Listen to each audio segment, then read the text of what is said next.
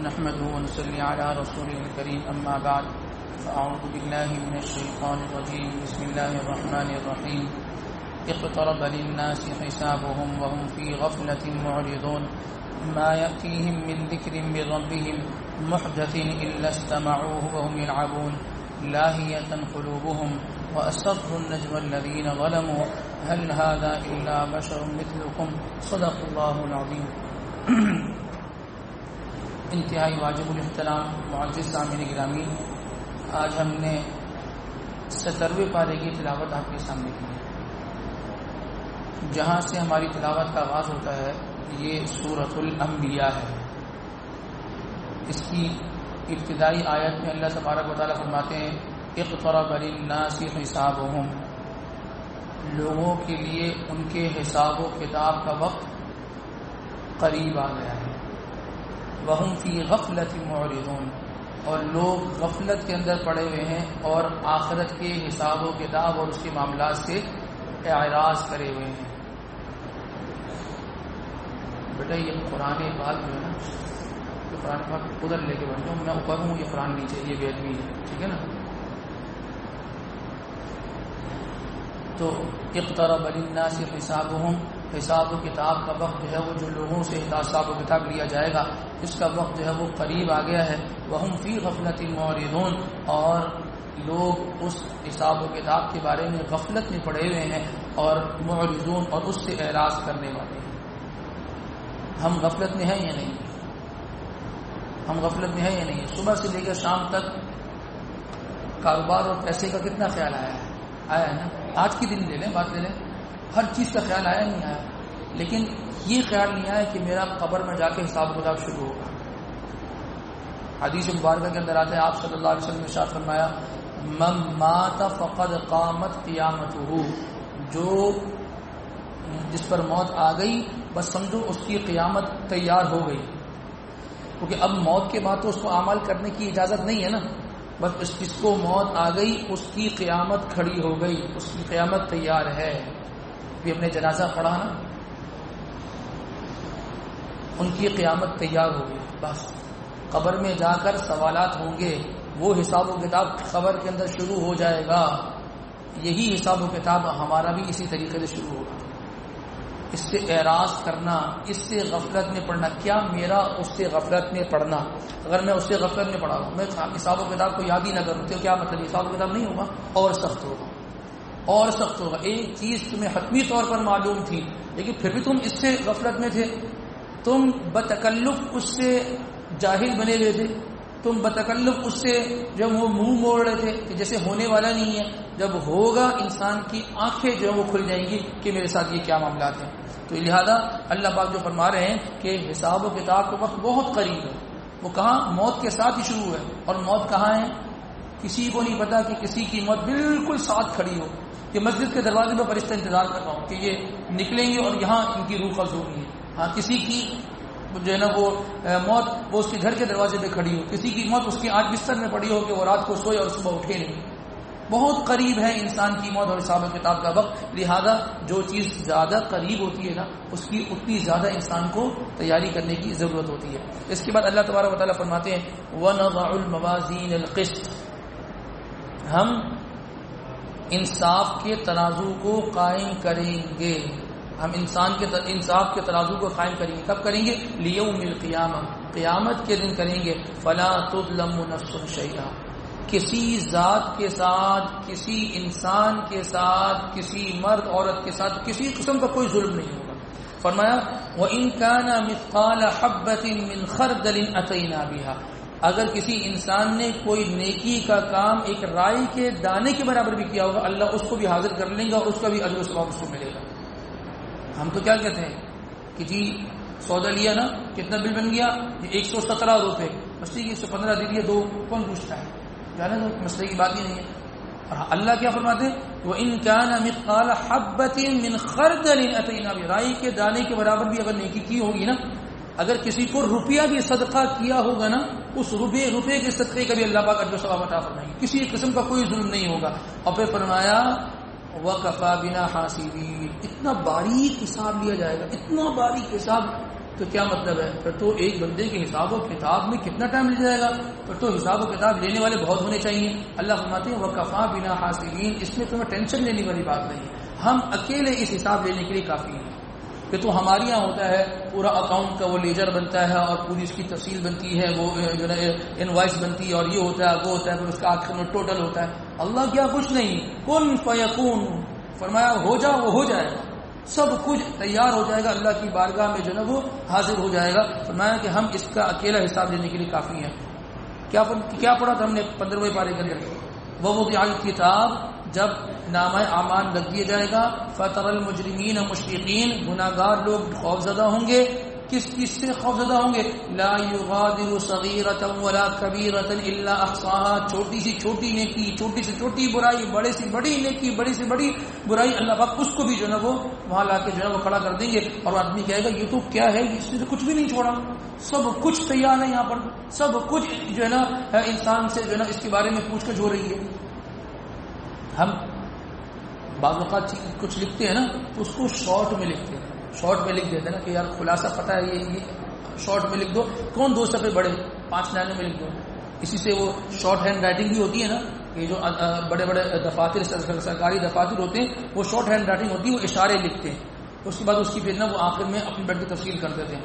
اللہ تبارک و تعالیٰ کی ہر چیز تفصیلی ہوگی، ہر چیز تفصیلی ہوگی کہ انسان اگر یہ پوچھنا چاہے کہ یا اللہ یہ کیسے ہے تو یہ ایسے، یہ ایسے، لیکن ضرورت ہی نہیں ہوگی کسی کو. سب کچھ انسان کا دماغ بغیر بادام کھائے تیز ہوگا، سب کچھ. اللہ فرمائیں گے تم نے یہ کیا، انسان کہے گا بالکل کیا. کب کیا تھا؟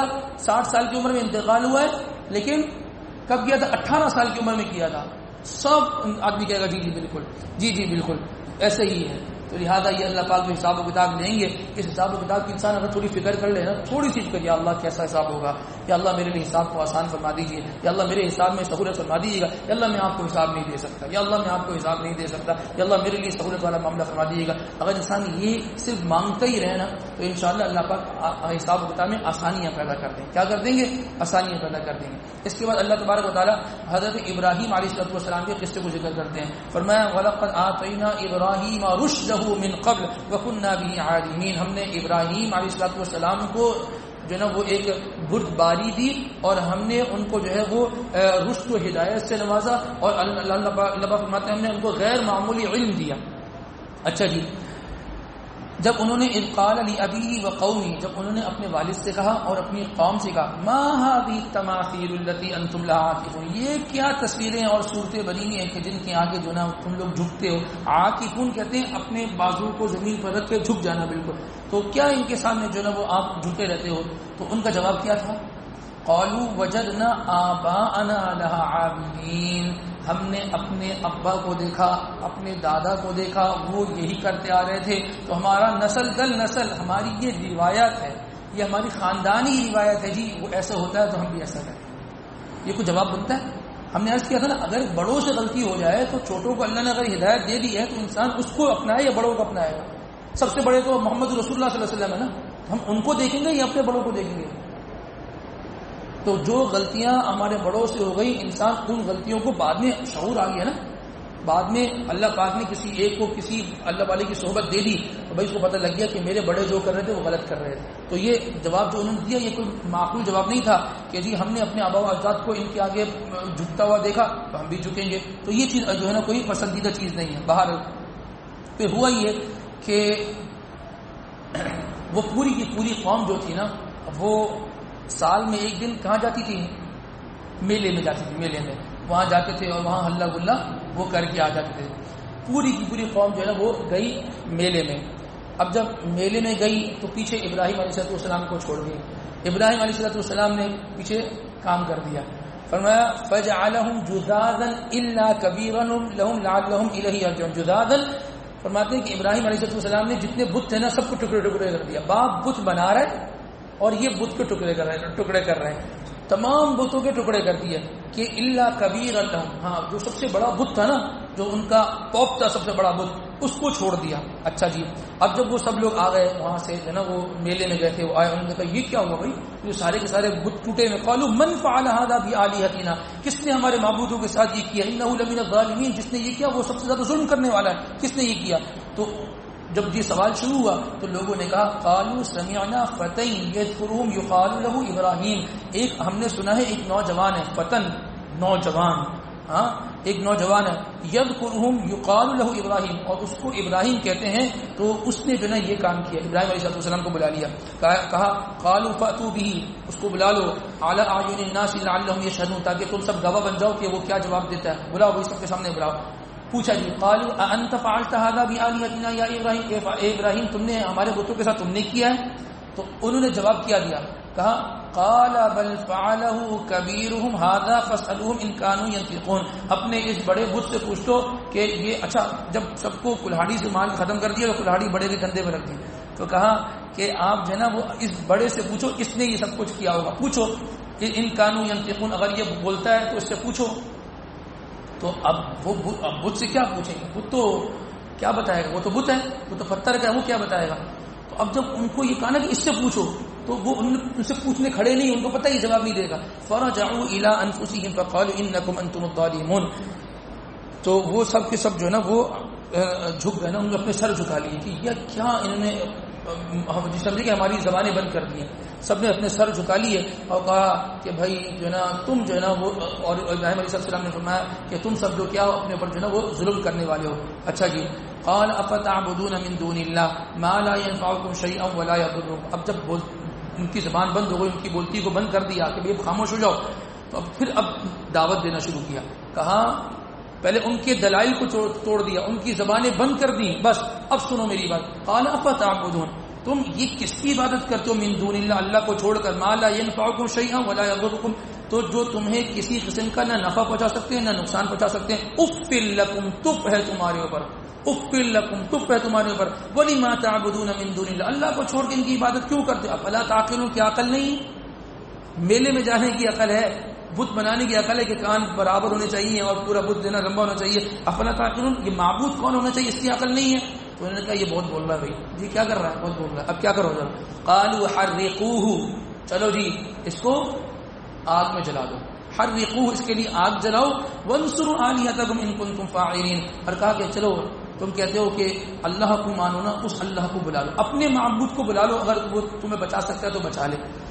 روایت کے اندر آتا ہے کہ جو آگ جلائی گئی تھی 7 دن تک جلائی گئی تھی، کتنے دن؟ 7 دن تک آگ کو جلانا، وہ آگ کتنی بڑی آگ ہوگی، صحیح ہے نا، ان کے بتوں کو ٹکڑے کر دیے تھے، بہرحال بتوں میں جان پھنسی ہوئی تھی ان کی، تو جب 7 دن تک آگ جلائی نا، اب مسئلہ یہ ہے کہ آگ کو پھینکے کیسے، آگ کے قریب جا کے پھینکیں گے نا، آگ کی گہرائی میں تو جانا چاہیے وہ، تو اس وقت ایک مشورہ دیا، اور یہ شیطان نے مشورہ دیا تھا، کیا تیار کر دیے، جاؤ منجنیق تیار کر دو، منجنیق مطلب یہ سمجھے کہ بڑا سے غلیل تیار کر دو، اس غلیل کے اندر جو ہے نا وہ ان کو جو ہے نا وہ بٹھایا، اور بٹھانے کے بعد جو ہے نا وہ ان کو آگ کے اندر جو ہے وہ اتار دیا، جب اتار دیا تو بہار اللہ فرماتے ہیں قلنا یا نار کونی بردن وسلاما علی ابراہیم، ہم نے فرمایا کہ اے آگ کیا ہو جاؤ، ٹھنڈی ہو جاؤ، ہاں ٹھنڈی، اتنی بھی ٹھنڈی نہ ہو جاؤ کہ سردی لگ جائے، فرمایا کیا کیسی ہو جاؤ، ایسی ٹھنڈی ہو جاؤ سلامن، سلامتی والی، نہ زیادہ ٹھنڈی ہو نہ بہت زیادہ گرم ہو کہ آگ کا اثر ہو، بالکل سلامتی والی ہو جاؤ کہ یہ صحیح سلامت اس میں ہونی چاہیے، ایسی آگ ہو جاؤ۔ تو وہ پھر آگ جو ہے نا ان کے لیے کیا بن گئی، گلے گلزار بن گئی اور بڑی سلامتی والی بن گئی۔ تو یہ اللہ تبارک و تعالی نے اپنے نبی کی حفاظت فرمائی۔ اس سے ایک بات تو یہ پتہ چلی کہ آگ کے اندر جلانے کی صلاحیت، آگ جلاتی ہے اللہ پاک کے حکم سے جلاتی ہے، ہاں آگ کے اندر جلانے کی صلاحیت نہیں ہے۔ کھانا پیٹ بھرتا ہے اللہ کے حکم سے بھرتا ہے، پانی پیاس بجھاتی ہے اللہ کا امر اگر نہ ہونا، پانی پیتے چلے جائیں انسان کی پیاس نہ بجھے، یہ ایمان، یہ یقین ہونا چاہیے، یہ یقین ہونا چاہیے، یہ یقین ہونا چاہیے۔ فرمایا کہ آگ جو ہے نا اس میں جلانے کی صلاحیت نہیں ہے، بلکہ اس میں اللہ پاک تاثیر پیدا کرتے ہیں، اللہ کے حکم سے جلتی ہے۔ دوسری بات اس لیے پتہ چلی کہ جو شخص اللہ کی دین کی دعوت کا کام کرتا ہے، جو اللہ کی دین کی دعوت کا کام کرتا ہے، اللہ پاک اس کی حفاظت فرماتے ہیں، اللہ پاک اس کی حفاظت۔ انہوں نے کیا کہا تھا، افتعبدون من دون اللہ، اللہ کو چھوڑ کے ان کی عبادت کیوں کرتے ہو، دین کی دعوت دے رہے تھے، اللہ کی طرف بلا رہے تھے۔ جو شخص اللہ تبارک و تعالیٰ کی طرف بلا رہا ہوتا ہے اللہ اس کی حفاظت کرتے ہیں۔ تیسری چیز جو ہے وہ یہ ہے جو اس سے پتہ چلی، حالات کچھ بھی ہوں انسان کو دین کا کام کرنا ہوگا، دین کا کام کرنا ہوگا. پتہ چل گیا تھا نا کہ 7 دن سے آگ جل رہی ہے. پہلے دن، دوسرے دن، تیسرے دن معافی مانگ لیتے بھائی مجھ سے غلطی ہو گئی، میں نہیں بلاتا اللہ کی طرف. نہیں، حالات ہے کچھ بھی، میں نے اللہ کی طرف بلانا ہے. اپنی بات پر ڈٹے رہے. پھر اللہ کی طرف سے کیا آیا؟ اللہ کی طرف سے مدد آئی. تو یاد رکھیے ہمارا مزاج کیا ہے. ہم کہتے ہیں ہم دین کے لیے مشقت اٹھائیں گے لیکن پہلے ہمارا فلاں کام ہو جائے. ہم نماز پڑھیں گے لیکن فلاں کام ہوگا نا انشاءاللہ پھر ہم نماز پڑھیں گے. ہم وہ عمرہ کر کے آ جائیں انشاءاللہ پھر دیکھیں آپ کا بھائی نماز پڑھے گا. بولتے نہیں بولتے اس طریقے سے. ہاں، ہم بکری کی بات کرتے ہو، وہ بھی سیلانی کا بکرا کہ جس کے ساتھ سلنڈر آ رہا ہوتا ہے، اس کو سانس چاہیے ہوتی ہے. ظلم ہے کہ چھوٹے سے بچے کو جو ہے نا وہ ذبح کرنا. ہم بڑی گائیں اللہ کی راہ میں دیں گے، بس وہ فلاں مسئلہ اٹکا ہوا ہے وہ ہو جائے نا. آپ سوچ نہیں سکتے ہم کتنا اللہ پاک کے راستے میں دیں گے. وہ ہم دیں گے لیکن رمضان کا مہینہ آئے گا انشاءاللہ ہم دسترخوان لگائیں گے. اللہ اکبر. تو بھائی اگر کام نہیں ہوگا تو کیا نہیں دیں گے کہ اللہ کے راستے میں؟ نہیں، کام ہوگا تو دیں گے. ہم اللہ پر شرط لگاتے ہیں. انسان اپنے آپ کو قربانی کے لیے پیش کر دے. اور یاد رکھیے اللہ پاک قربانی لیتے نہیں ہیں. اللہ پاک قربانی کا مطالبہ کرتے ہیں. انسان قربانی کے لیے تیار ہو جائے، اللہ پاک قربانی نہیں لیتے. کہیں چلایا ان کو؟ اسماعیل علیہ السلام کو ذبح کے لیے لٹا دیا کہ وہ ذبح ہو گئے؟ نہیں ہوئے نا. ہاں، تو اللہ پاک قربانی کو چاہتے کہ آدمی قربانی دے، قربانی کے لیے اپنے آپ کو پیش کر دے. اللہ پاک قربانی نہیں لیتے. لیکن انسان یہ کہے کہ جی نہیں میں قربانی جب دوں گا جب میرا فنا کام ہوگا. اللہ فرماتے ہیں نہیں، تم قربانی دے تو ہم بڑے بڑے کام تمہارے کر دیں گے، ہم تمہارے بڑے بڑے کام کر دیں گے. تو لہذا انسان کو قربانی دینے کے لیے ہمیشہ تیار رہنا چاہیے. اور جس آدمی نے دین کے لیے قربانی دی نا، اس کے ایمان کے لیول کا اندازہ لگا ہی نہیں سکتے. اس نے یہ ایمان قربانی سے بچایا، اس نے ایمان کی ترقی قربانی دے کر حاصل کی. پھر دیکھیں اس کا ایمان کہاں جاتا ہے. اس کے بعد اللہ تبارک و تعالی یونس علیہ السلام کا تذکرہ فرماتے ہیں. جب وہ مچھلی کے پیٹ کے اندر تھے تو انہوں نے اللہ تبارک و تعالیٰ سے جو ہی دعا کی کہ فنادیٰ فی الظلمات. یونس علیہ السلام نے پکارا اللہ تبارک و تعالیٰ کو. فی الظلمات کس میں؟ اندھیرے میں، تنہائی میں. اندھیرا بھی تھا، تنہائی بھی تھی. اللہ الہ الا انت سبحانک، تیرے سوا کوئی عبادت کے لائق نہیں. سبحانک، تو پاک ہے. انی کنت من الظالمین، میں اپنے اوپر جو ہے نا وہ ظلم کرنے والوں. آپ پاک ذات ہیں. تو جب یہ دعا کی تو اللہ تبارک و تعالی نے ان کے لیے کیا کر دیا؟ فاستجبنا له، ہم نے ان کی دعا کو قبول کر دیا. ونجیناہ من الغم، ان کو ہم نے اس غم سے، اس مچھلی کے پیٹ کے اندر جو بند تھے اس سے ہم نے کیا کر دی؟ جو ہے نا وہ نجات دے دی. اور کیا فرمایا گیا؟ وَكَذَلِكَ نُنْجِي الْمُؤْمِنِينَ، جو شخص تنہائی میں ان کی طرح ہمیں یاد کرے گا، چاہے وہ کوئی بھی مومن ہو، ہم اس کو بھی نجات دے دیں گے پریشانی سے. کہتے ہیں نا کہ دادا جی اسپتال میں ہے تو آیت کریمہ کا ختم ہو رہا ہے، آپ اپنے گھر کی خواتین بھی بھیج دیجیے. اسی وقت میں جو ہے نا وہ آیت کریمہ کا ختم ہو رہا ہو. انسان اکیلے بیٹھے روزانہ ایک تسبیح آیت کریمہ کی پڑھ لیا کرے. روزانہ آیت کریمہ لا الہ الا انت سبحانک انی کنت من الظالمین. یہی کلمات انہوں نے کہے تھے نا. اللہ نے کیا فرمایا؟ ہم نے ان کو نجات دے دی. اور جو آدمی تنہائی میں بیٹھ کر اللہ کو یاد کرے گا، اللہ کی پاکی کو بیان کرے گا، اللہ اس کو بھی پریشانیوں سے نجات دیتے رہیں گے. ایک ان کی تنہائی تھی مچھلی کے پیٹ کے اندر، اور ایک ہماری تنہائی ہوتی ہے. ہماری تنہائی میں کیا ہو رہا ہے کہ ہم سب کو معلوم ہے. ہماری تنہائی اور ہمارا موبائل فون اور وائی فائی کا کنیکشن، اور بس. پھر ایسی تنہائی سے اچھی چیز تو ہمیں کوئی اور لگتی ہی نہیں. تنہائی ہو اس میں اللہ پاک کو یاد کرے آدمی، اور اللہ کو جب یاد کرے گا اس وقت یاد کرنے کی کیفیت ہی اور ہوتی ہے، اور پھر اللہ کے فیصلے بھی اور ہوتے ہیں. اللہ پاک فرماتے ہیں ہم اس کو ہمیشہ کے لیے جو ہے نا پریشانیوں سے نجات عطا فرما دیں گے. تو تنہائیاں انسان کو اپنی درست کرنی چاہیے. اس کے بعد فرمایا انکم وما تعبدون من دون اللہ حصب جہنم. اللہ فرمایا کہ وہ آدمی تم میں سے جو اللہ کو چھوڑ کر کسی اور کی بندگی کرتا ہے. بھائی اللہ ہمارے رب ہیں تو اللہ کی مانتے کیوں نہیں ہو؟ اللہ کی مانتے کیوں نہیں ہو؟ اللہ رب ہے تو رب ہونے کا تقاضا یہ کہ اس کی مانو. اللہ کو رب مانتے لیکن اللہ کی نہیں مانتے. تو فرمایا حسب جہنم، جہنم ان کے لیے کیا ہے؟ کافی. جہنم ان کا ٹھکانہ ہوگا، وہ جہنم کے اندر رہیں گے. اچھا جی، پھر کیا فرما رہے ہیں؟ جہنم کیسی ہوگی؟ لہم فیہا زفیر وہم فیہا لا یسمعون. اس کے اندر چیخم پکار ہوگی. جہنم میں جب لوگوں کو ڈالا جائے گا، اللہ بچائے، آگ کے اندر تو لوگ چیخ رہے ہوں گے. وہم فیہا لا یسمعون، اور وہاں کوئی کسی کی سنائی نہیں ہوگی. کوئی آدمی کوئی بات کہہ دے، کسی کی بات سن لی جائے، کسی کی بات نہیں سنی جائے گی، جہنم میں ڈال دیا جائے گا. ہاں فرمایا کہ ان الذین سبقت لهم من الحسنى، وہ لوگ جو نیک ہیں، نیکیوں میں سبقت دے گئے، فرمایا لهم من الحسنى، اور نیک اعمال کرنے والے ہیں، اولئک عنها مبعدون، وہ اس جہنم سے کیا ہوں گے؟ دور ہوں گے، لا يسمعون حسیسها، ان کو جہنم کی سرسراہٹ بھی نہیں پہنچے گی، جہنم کی گرمی، وہ ہوا، وہ بھی وہاں ان تک جو ہے نا وہ نہیں پہنچے گی، وہم فی مشتہت انفسہم خالدون، اور وہ جو چاہیں گے اللہ پاک ان کو دیں گے، لا یحزنہم الفزع الاکبر وتتلقاہم الملائکہ، جب قیامت آئے گی نا، قیامت کا آنا ان کو غمگین نہیں کرے گا۔ یہاں موت کا نام لو، وہ کہتے ہیں یار یہ کوئی بات کرنے کی، قبر کا نام لو، قیامت کا نام لو، حساب و کتاب کا نام لو، بولے یار یہ شادی کے موقع پہ یہ بات کر رہے ہوتے ہیں، آپ بیٹھے ہو کوئی اور بات کر لو، کوئی اور موضوع نہیں ہے آپ کے پاس۔ تو فرمایا کہ ایسے لوگ جو اللہ کو یاد کرنے والے ہوتے ہیں اور جو نیک لوگ ہوتے ہیں، جہنم کا تذکرہ اور جہنم کا آنا وہ ان کو غمگین نہیں کرتا۔ اور فرمایا وَتَتَلَقَّاهُمُ الْمَلَائِكَةُ، جب وہ قیامت میں اللہ تبارک و تعالیٰ کی جو ہے نا وہ بارگاہ میں حاضر ہوں گے تو وَتَتَلَقَّاهُمُ الْمَلَائِكَةُ، فرشتے ان کا استقبال کریں گے، فرشتے ان کا استقبال کریں گے اور کیا کہیں گے؟ هَذَا يَوْمُكُمُ الَّذِي كُنْتُمْ تُوعَدُونَ، یہی تو دن تھا جس کے لیے تم سے وعدہ کیا تھا، اسے تم سے وعدہ کیا گیا تھا۔ اور قیامت کی کیفیت بیان فرما رہے ہیں، یوم نطوی السماء، اور آسمان کو طے کر دیا جائے گا، یوم نطوی السماء، آسمان کو طے کر دیا جائے گا، بند کر دیا جائے گا۔ کیسے بند کر دیا جائے گا؟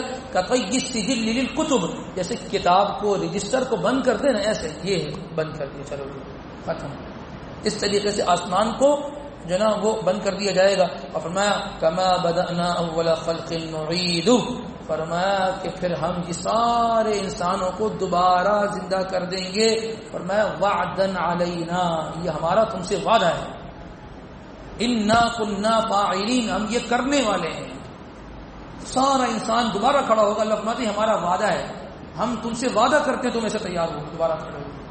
کتنی قیامت کو اور قیامت کے بعد کی زندگی کو کیسے ثابت کیا اللہ پاک، کیسے زور دے کر بیان کیا کہ ہم قیامت آئے گی، ہم آسمان کو لپیٹ دیں گے اور تمہیں موت آئے گی اور پھر تمہیں دوبارہ ہم کھڑا کریں گے، یہ ہمارا تم سے وعدہ ہے، انا کنا فاعلین، ہم ہی یہ کرنے والے ہیں۔ جی کتنی قیامت کو کی ہولناکی کو ثابت کیا۔ اس کے بعد اللہ پاک فرماتے ہیں وما ارسلناک الا رحمتا للعالمین، اے نبی صلی اللہ علیہ وسلم ہم نے تو آپ کو پورے عالم کے لوگوں کے لیے رحمت بنا کے بھیجا ہے۔ بدر کا میدان، صبح بدر کا معرکہ، پوری رات آپ علیہ السلام اللہ تبارک و تعالیٰ سے مانگ رہے، اتنا مانگ رہے جس کی کوئی انتہا نہیں۔ یا اللہ یہ مٹھی بھر لوگ اگر یہ صبح ختم ہو گئے تیرے نام لینے والا ایک نہیں ہوگا، پوری رات اللہ سے مانگا۔ جناب ابو بکر صدیق رضی اللہ تعالیٰ کے بارے میں آتا ہے آپ پیچھے سے آئے، ابو بکر صدیق رضی اللہ پیچھے سے آئے اور آپ کو ایسے پکڑ لیا، میں بس کرے اللہ کے نبی، بس کرے بہت، اللہ انشاءاللہ آپ کو آپ کی اس مراد کو پورا کرے گا، اللہ آپ کی ضرورت کو پورا کرے گا، اللہ آپ کی دعا کو پورا کرے گا، ایسے آ کے پکڑ لیا، بس بہت آپ نے مانگ لیا، پوری رات امت کے لیے مانگا۔ یہ ہے رحمت للعالمین، یہ ہے رحمت للعالمین۔ ایک سگا باپ اپنی اولاد کے لیے اتنا نہیں مانگتے جتنے محمد رسول اللہ صلی اللہ علیہ وسلم نے اپنی امت کے لیے مانگا۔ اور امت جمعے کا دن کل آ رہا ہے، یہ دیکھ لیتے ہیں کتنی مرتبہ درود شریف پڑھتی ہے، امت کا کیا رد عمل ہے۔ بروز قیامت جناب نبی کریم سرکار دو عالم صلی اللہ علیہ وسلم کے پاس تمام امت کے لوگ ہر نبی کے پاس سے ہوتے ہوئے وہ آپ علیہ السلام کی خدمت میں حاضر ہوں گے اور فرمائیں گے کہ آپ ہمارے لیے شفاعت کا معاملہ فرما دیں۔ آپ علیہ السلام نے ارشاد فرمایا کہ جب تمام لوگ امت کے لوگ میرے پاس آئیں گے اور مجھ سے یہ کہیں گے کہ آپ جو ہے نا ہمارے لیے شفاعت کا معاملہ فرمائیے، سفارش کا معاملہ فرمائیے، تو فرماتے ہیں میں اللہ تبارک و تعالیٰ کی خدمت اقدس میں حاضر ہوں گا اور اس کے بعد میں جا کر جو ہے وہ اللہ کے سامنے سجدے میں چلے جاؤں گا اور میں اللہ کی حمد و ثنا کو بیان فرماؤں گا۔ اور یہ بھی فرمایا کہ اس موقع پر میں اللہ کی ایسی حمد و ثنا بیان کروں گا کہ جو حمد و ثنا کی انتہا ہے، اور وہ کیا الفاظ ہوں گے، وہ کیا کلمات ہوں گے، یہ اسی وقت اللہ پاک القاء فرمائیں گے۔ ہم کیا اللہ کی ہم بیان کرتے ہوں گے، ہم کیا اللہ کی حمد و ثنا بیان کرتے ہوں گے، جو محمد رسول اللہ صلی اللہ علیہ وسلم اس موقع پر اللہ کی بارگاہ میں اللہ کے آگے سجدہ ریز ہو کر حمد و ثنا بیان فرمائیں گے اور اللہ اسی وقت القاء کریں گے، یہ کلمات ان کلمات سے ہمیں پکارو، ان کلمات سے ہم سے پکارو۔ جب اللہ کی حمد و ثنا بیان ہوگی تو آپ علیہ السلام سے فرمایا جائے گا کہ یا محمد، اے محمد ارفع رأسک، اپنے سر کو اٹھائیے، سل تعطا، آپ سوال کیجیے آپ کو دیا جائے گا، اشفع تشفع، آپ شفاعت کیجیے آپ کی شفاعت کو قبول کیا جائے گا۔ فرمایا پھر میں اپنی امت کے تمام لوگوں کی سفارش کروں گا اور تمام امت کو لیے جو ہے اللہ تبارک و تعالیٰ سے درخواست کروں گا کہ جہنم سے خلاصی ان کو دے دیجیے اور جنت میں ان کو داخلہ عطا فرما دیجیے۔ ایک ایک سنت پر مر مٹنے والے بن جائیں، یہ ہمارا مشن ہونا چاہیے۔ دیکھیے غیر کا یہ مشن ہے، غیر کا یہ مشن ہے، یہ امت محمدیہ، اس کا مرد اس کی عورت کی سنتوں سے ہٹ جائے۔ سنت کا نور ہی الگ ہے بھائی، سنت کا نور ہی الگ ہے۔ وہ کہتے ہیں اس طریقے کو چھوڑ دو، ہمارے طریقے کو اپنا لو، ہمارے طریقے پہ چلو، اور ہم بھی کہتے ہیں ہاں ٹھیک ہے ہم تمہارے طریقے پہ چلیں گے کیونکہ زمانہ اسی کا ہے، دور کے ساتھ زمانے کے ساتھ چلنا ہے، ہمیں بھی ماڈرن ہونا ہے بھائی۔ جو طریقہ محمد رسول اللہ صلی اللہ علیہ وسلم کا طریقہ ہے اس سے مبارک طریقہ کوئی نہیں، اور آپ نے ہر طریقوں کو بیان کر دیا، ہر طریقوں کہ آپ نے اٹھنا کیسے ہے، آپ نے سونا کیسے ہے، بیت الخلاء کیسے جانے ہے، کھانا کیسے کھانا ہے، پانی کیسے پینا ہے، بیوی سے کیسے بات کرنی ہے، آپ حیران ہوں گے۔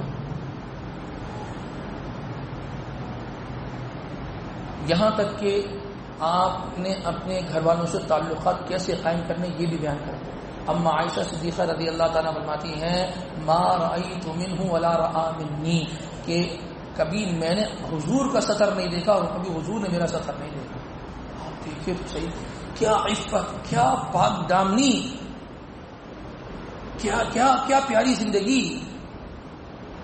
اور ہماری یہاں عریانی اور فحاشی عروج پر کوئی ہم سے سیکھ لے، عریانی فحاشی کیسے کرتے ہیں۔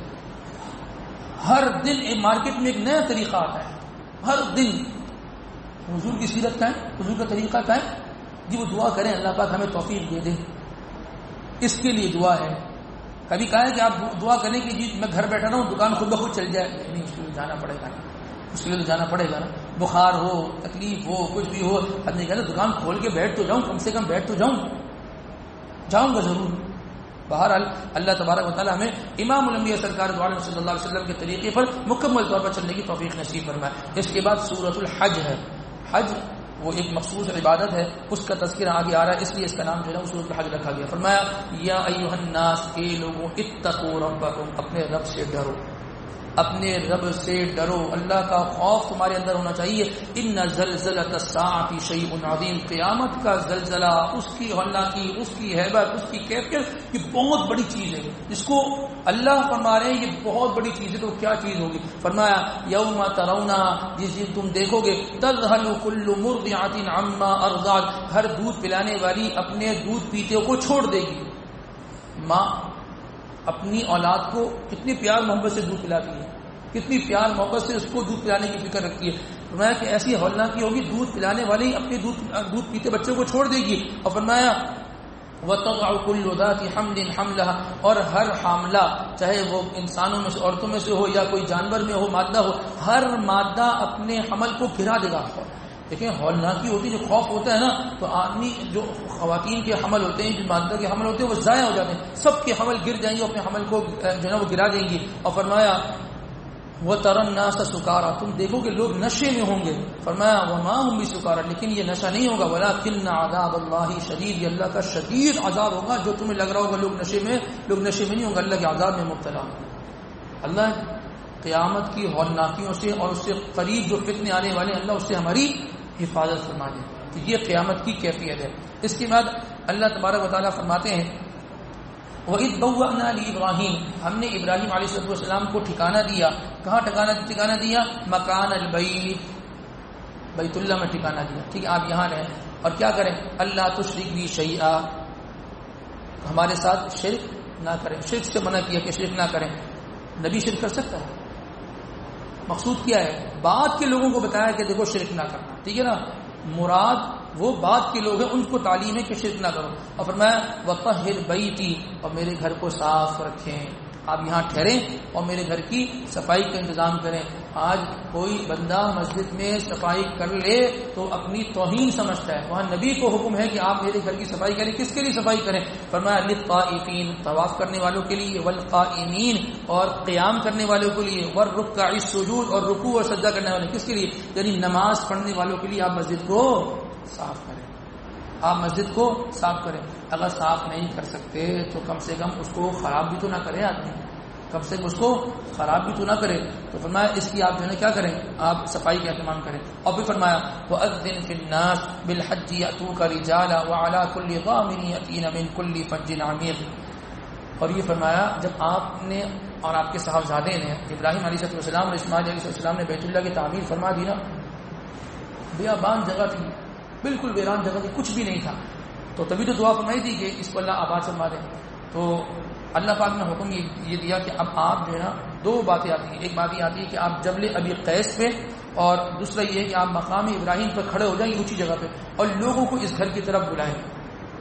جب اللہ پاک نے یہ فرمایا نا تو ابراہیم علیہ السلام نے سوال کی, یا اللہ یہاں تو دور دور تک کوئی نہیں ہے, یہاں تو دور دور تک کوئی نہیں, تو ہم کیسے لوگوں کو بلائیں, کیسے لوگ یہاں تک آئے. تو فرمایا کہ آپ کا کام آواز لگانا ہے, آپ کا کام آواز لگانا, دلوں تک بات پہنچانا, کانوں پہ بات کو اتارنا, دل میں بات کو اتارنا, یہ ہمارا کام. ہمارا کام جو ہے وہ دین کی بات کو رکھ دینا ہے, دین کی بات کو رکھ دینا ہے. پھر اس کے دل میں اثر کرتی ہے یا نہیں کرتی, یہ تو اللہ کا کام ہے. اس میں دو چیزیں سمجھ لیں. اس میں بعض لوگ بہت زیادہ افراد و تفریح کا شکار ہو گئے ہیں. بعض لوگ کہتے ہیں او بھائی کسی کو دین کی دعوت دو ہی نہیں, یہ بھی غلط ہے. ٹھیک ہے نا, دین کی بات رکھنا ہمارا کام ٹھیک, اور بڑے مثبت طریقے میں رکھے جس میں تانے بازی نہ ہو, کوئی جملہ انسان نہ کر سکے, دین کی بات طریقے سے رکھ دے. ٹھیک ہے. دوسرے لوگ ہوتے ہیں بس وہ یہ کہتے ہیں کہ میں نے دین کی دعوت تمہیں جو دے دی, میں نے کہہ دی نماز پڑھو, تو وہ اس کو ان کا بس نہیں چلتا, اٹھا کر لیا اور وہ اس کو مسجد میں لا کے بٹھا دیا.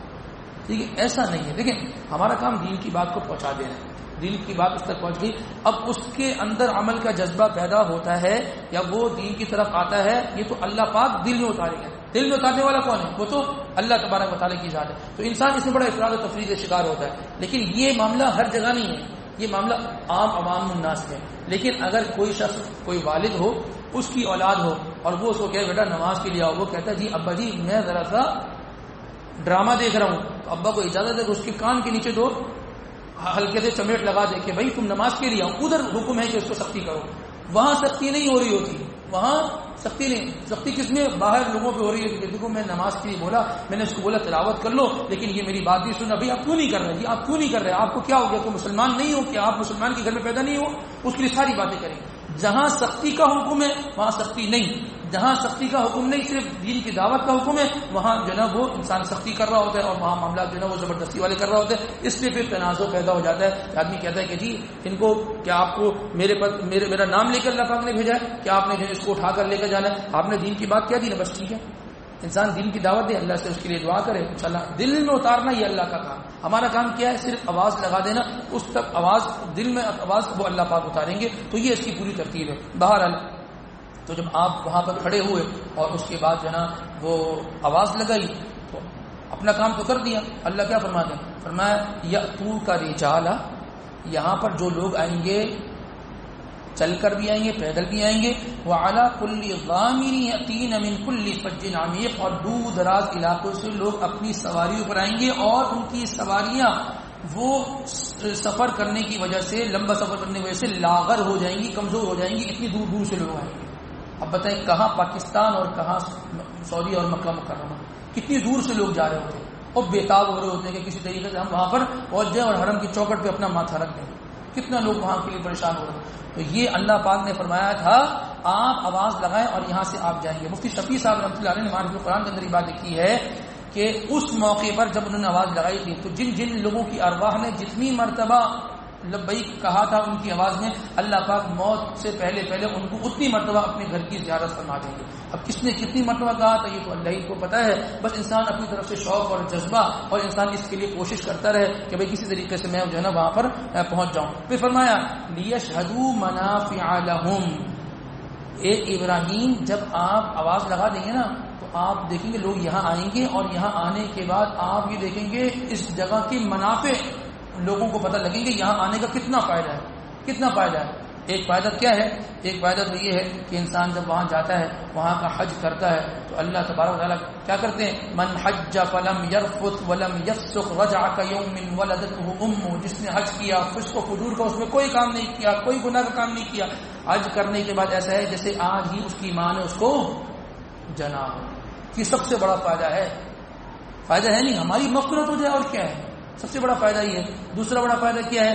آدمی ایک مرتبہ جائے گا، ایک مرتبہ زیارت کرے گا، اللہ پاک اس کو دوبارہ جو ہے نا اس کے دل میں شوق پیدا کر دیں گے تو دوبارہ آ جائے. جس نے ابھی تک نہیں کیا اس کو پتہ نہیں لذت، جس کو ایک مرتبہ لذت مل گئی نا، اچھا یہ ہے، آدمی کہتا ہے جی میں آ تو گیا ہوں لیکن اس تیاری میں انتظار میں اب پھر کب جا رہا ہوں، ابھی تو آیا ہو بھائی، مہینہ بھی نہیں ہوں آپ کو، بس وہ اسی کی فضا میں ابھی تک گھوم رہا ہوں، اسی کی فضا میں گھوم رہا ہوں. تو یہ وہاں کی حاضری کے یہ فوائد ہیں.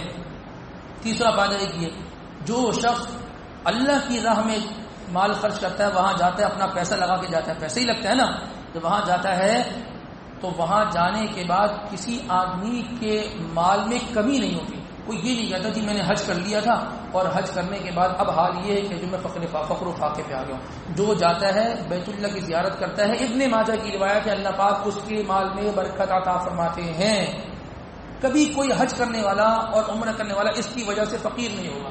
یہ اس کا ایک تیسرا فائدہ ہے. تو بہرحال اس کے کئی فوائد ہیں، انسان کو اس کی جستجو میں لگے رہنا چاہیے اور انسان کی اس کی کوشش میں انسان کو لگنا چاہیے. اس کے بعد اللہ تبارک و تعالیٰ فرماتے ہیں الذين ان مكناهم في الارض اقاموا الصلاه واتوا الزكاه وامروا بالمعروف ونهوا عن المنكر. جب ہم کسی قوم کو کسی زمین پر ملکیت دے دیتے ہیں، اس کو قدرت دے دیتے ہیں، اس کو اس پر جو نا اس پر کنٹرول دے دیتے ہیں، تو اس کو کیا کرنا چاہیے؟ اس کو اقاموا الصلاۃ، نماز قائم کرنی چاہیے، وآتوا الزکاۃ، زکات دینا چاہیے، وامروا بالمعروف، نیکی کا حکم کرنا چاہیے، ونہوا عن المنکر، اور اس کو برائی سے روکنا چاہیے. جب بھی کوئی جگہ فتح کرو یہ چار کام کرو: نماز، زکات، امر بالمعروف اور نہی عن المنکر. ہمیں ملک پاکستان ملا، ہم نے یہ چار چیزیں قائم کر لی.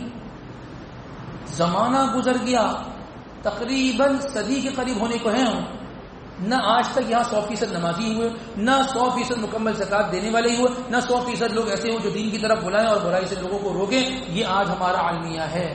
اللہ تبارک و تعالیٰ نے صحابہ کرام رضوان اللہ تعالیٰ علیہ اجمعین کو مدینہ عطا فرمایا 100% نمازی، 100% نمازی، 100% زکات دینے والے، 100% اللہ کی طرف بلانے والے اور 100% برائی سے روکنے والے. اللہ پاک نے مکہ عطا فرمایا، فتح مکہ ہوا، 100% نمازی. یہ حضور کا مشن ہے. کیا کرو؟ 100% نمازی بناؤ، 100% نمازی بناؤ. کوئی صحابی ایسا ہو سکتا ہے نماز نہ پڑھتا ہو؟ کوئی صحابی. اللہ نے زمین دی اور انہوں نے اس زمین پر آنے کے بعد اس زمین پر سجدے کیے. ملک دیا، انہوں نے اللہ کا دین نافذ کیا. ہم نے یہ چار چیزیں نافذ کی ہیں. ہم نے کیا نافذ کیا؟ رشوت، لسانیت، تعصبیت، لڑائی جھگڑا، اس کو مارنا اس کو مارنا، چھینم چھپٹی، خیانت، دھوکہ دہی، دغے بازی، یہ ساری آج ہمارے اس ملک میں موجود ہے کہ نہیں؟ تو بھائی جب تک یہ چیزیں رہیں گی نا اور اللہ کا دین نافذ نہیں ہوگا، یہ چار چیزیں نافذ نہیں ہوں گی نا، تو اس ملک میں رہنے والے کبھی امن سے نہیں رہ سکتے، کبھی ان کو ترقی نہیں ہو سکتی. لہذا اس چیز کا خیال کرے آدمی کہ یہ چار چیزیں ہمارے اندر جو ہے نا وہ ہونی چاہیے اور اس کا اہتمام کرے. اب یہ کہیں کہ جی حکمران کرے، بھائی حکمران وہ کرے نہ کرے، تم تو کر لو، تم تو کرو. ایک ٹھیلے پر سبزی بیچنے والا، بھائی تم نماز پڑھ لو نا، تم پر لازم ہے اللہ کی راہ میں مال خرچ کرنا، تم تو خرچ کر لو نا، تم تو جو ہے نا وہ امر بالمعروف اور نہی عن المنکر کرو. ہر چیز حکمرانوں پہ ڈال دینا اور حکمران اپنی پچھلی حکومت میں ڈال دیں. وہ پچھلی حکومت کیا ہے جی؟ پچھلی حکومت. یہ عجیب نظام چل رہا ہے. ہم ڈالتے ہیں ان پر، وہ ڈالتے ہیں پچھلے والوں پر. آخر میں جا کے روکی کی بات قائد اعظم پر کہ بھائی غلطی ہوئی تھی، پاکستان بنا کر دے دیا تھا. بھائی سیدھا بھی تو کرنا نہیں کرنا، میں اپنے آپ کو سیدھا کروں بس. ہر فرد اپنے آپ کو سیدھا کرے گا، پورا معاشرہ صحیح ہو جائے گا. یہ آسان سا نسخہ ہے. ہر بندہ اپنے گھر کو سیدھا کرے، ہر بندہ اپنے محلے کو سیدھا کرے، پورا شہر، پورا علاقہ، پورا صوبہ، پورا ملک وہ سیدھا ہو جائے گا. بس یہ آسان سی چیز ہے. اس کے بعد اللہ تبارک و تعالیٰ فرماتے ہیں، اپنی قدرت کا تذکرہ فرماتے ہیں، یا ایھا الناس، اے لوگوں، ضرب مثل، تمہارے سامنے ایک مثال پیش کر رہا ہوں. ٹھیک ہے؟ کیا فاستمعوا لہ، اللہ فرماتے ہیں اس کو غور سے سننا. دیکھو، ان الذین تدعون من دون اللہ، جو لوگ اللہ کے علاوہ دوسرے لوگوں کو پکارتے ہیں، ان پر یقین رکھتے ہیں نا، وہ لوگ لن یخلقوا ذبابا. ذباب کسے کہتے ہیں؟ مکھی کو. وہ لوگ ایک مکھی تک نہیں بنا سکتے. مکھی کتنی چھوٹی سی ہوتی ہے، ہاں کتنی سی، ایک پورے کے برابر بھی نہیں، اس سے بھی چھوٹی ہوتی ہے. نہیں یخلقوا ذبابا، وہ ایک کوڑے کے برابر جو مکھی ہوتی ہے مکھی بھی نہیں بنا سکتے. ولا اجتمعوا لا، اگرچہ وہ سب کو جمع کر لیں، سارے غیر جمع ہو جائیں اور وہ سب مل کر ایک مکھی بنانا چاہیں، اللہ کی قسم اللہ فرماتے ہیں وہ نہیں بنا سکتے. اور دوسری چیز کیا فرمائی؟ ایک چیز ہو گئی پھر یہ کون بنانے والا ہے؟ تخلیق کا کام یہ اللہ کا کام ہے. فرمایا وَإِن يَسْلُبْهُمُ الذُّبَابُ شَيْئًا لَا يَسْتَنقِذُوهُ مِنْهُ، اور اگر ان سے مکھی کوئی چیز لے جائے لا يَسْتَنقِذُوهُ مِنْهُ، تو وہ اس مکھی سے وہ چیز نہیں چھڑا سکتے ہیں. مکھی کچھ لے جائے، جا رہا ہو آدمی اس کے سر سے چیل ٹوپی اٹھا کر لے جائے، لے سکتے ہیں؟ نہیں لے سکتے. اور انسان کیا کہتا ہے؟ میں، میرا مال، میری طاقت، میرا عہدہ، میرا منصب، تمہارا کچھ بھی نہیں ہے. تم سے مکھی لے جائے نا کچھ، تم وہ واپس نہیں لا سکتے. تم کیا اپنا وہ کیا سمجھتے ہو؟ اللہ نے انسان کو اس کی حقیقت، اس کا چہرہ دکھا دیا کہ یہ دیکھ لو یہ تم ہو. تو پھر کون ہے خالق؟ اللہ خالق ہے.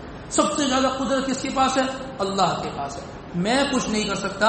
عاجزی، انکساری، جھکاؤ، اپنے آپ کی نفی، یہ جو اونچی ناک ہے اس ناک کو بٹھانا، یہ اللہ تبارک و تعالیٰ مطلوب، اللہ کے یہاں مطلوب ہے کہ جو ہیں وہ اللہ ہے. طاقت کا مالک اور بادشاہت وہ سب اللہ تبارک و تعالیٰ کے قبضے قدرت کے اندر ہیں. یہ باتیں بولنی نہیں ہے، صرف اس کو اپنے اندر اتارنا ہے اور اپنے آپ کو عاجزی اور انکساری کے ساتھ جوڑنا ہے کہ بھائی میں تو اللہ کا بندہ ہوں، اللہ نے معاف کر دیا تو اس کا احسان پکڑ لیا تو بس میں گیا. اللہ تبارک و تعالیٰ ہمیں ان تمام تر باتوں پر کہنے سننے کے ساتھ ساتھ عمل کی توفیق نصیب فرمائے. وآخر دعوانا الحمد للہ رب العالمین.